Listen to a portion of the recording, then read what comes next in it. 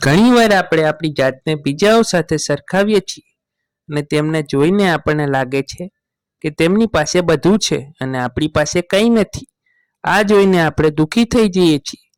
પરંતુ આ વાર્તા વાંચ્યા પછી જીવન પ્રત્યેનો તમારો દ્રષ્ટિકોણ ચોક્કસપણે બદલાઈ જશે. તો ચાલો શરૂ કરીએ.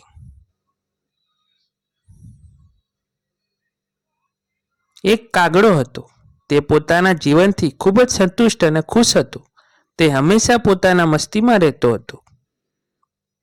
તે હંમેશા તેની પાંખો ફેલાવી અને આકાશમાં ઊંચી ઉડાન ભરતો. તેમાં તેને ખૂબ ગર્વ હતો. એક દિવસ કાગડાને ખૂબ જ તરસ લાગી અને તે એક તળાવ પાસે રોકાયો. ત્યાં તેણે એક હંસ જોયો. હંસને જોઈને કાગડો મનમાં વિચારવા લાગ્યો કે આ હંસ કેટલો સુંદર છે. તેનો ગોરો રંગ, તેનું શરીરનું બંધારણ કેટલું સુંદર છે. હું ખૂબ શ્યામ છું. કાગડાએ મનમાં વિચાર્યું કે તે તેની સુંદરતા ખૂબ ખુશ હશે અને આ વિચારીને તે હંસ પાસે ગયો. કાગડાએ હંસને કહ્યું, તું ખૂબ સુંદર છે. ચોક્કસ તારી સુંદરતા પર તને ખૂબ ગર્વ થયો હશે અને બીજા પક્ષીઓને તારી ઈર્ષ્યા થતી હશે. કાગડાની આ વાત સાંભળીને હંસ બોલ્યો,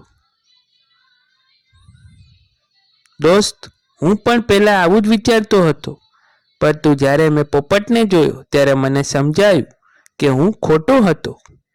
કારણ કે પોપટ ખૂબ જ સુંદર છે અને તેના બે સુંદર રંગ છે. તેથી મને લાગે છે કે પોપટ સૌથી સુંદર પક્ષી છે. હું તેની સરખામણીમાં કંઈ નથી. હંસના શબ્દો સાંભળીને કાગડો પોપટ પાસે પહોંચ્યો. પોપટની સુંદરતા જોઈને કાગડો સંતબદ્ધ થઈ ગયો અને પોપટ પાસે જઈને બોલ્યો, તમે કેટલા સુંદર છો. તમને તમારી સુંદરતા અને તમારા પર ચોક્કસપણે ગર્વ હશે. કાગડાના શબ્દો સાંભળીને પોપટે કહ્યું, ના, એવું બિલકુલ નથી. હું પણ એ જ રીતે અનુભવતો હતો જ્યારે સુધી મેં મોરને જોયો ન હતો.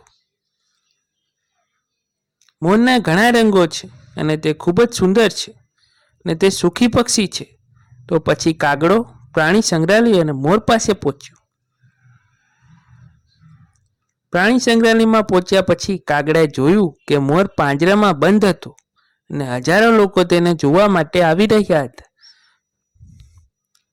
થોડીવાર માટે કાગડો મોરની સુંદરતા જોઈને આશ્ચર્યચકિત થઈ ગયો અને થોડીવાર પછી તે મોર પાસે ગયો અને તેને કહ્યું, મિત્ર મોર, તું ખરેખર ખૂબ સુંદર છે. તારી સુંદરતા અદ્ભુત છે. હજારો લોકો તારી પાસે આવે છે, તને જોવા આવે છે. તેથી જ તમે ખરેખર વિશ્વના સૌથી સુંદર પક્ષી છો. કાગડાના શબ્દો સાંભળીને મોર બોલ્યો, હું પણ વિચારતો હતો કે હું દુનિયાના સૌથી સુંદર અને સુખી પક્ષી છું. પણ જુઓ, મારી સુંદરતાના કારણે હું પિંજરામાં કેદ થઈ ગયો છું. દોસ્ત, હું ખુશ નથી. હું હમણાં જ વિચાર્યું છું કે જો હું કાગડો હોત તો હું આકાશમાં મુક્તપણે ઉડતો હોત. મોરની વાત સાંભળીને કાગડો બધું સમજી ગયો.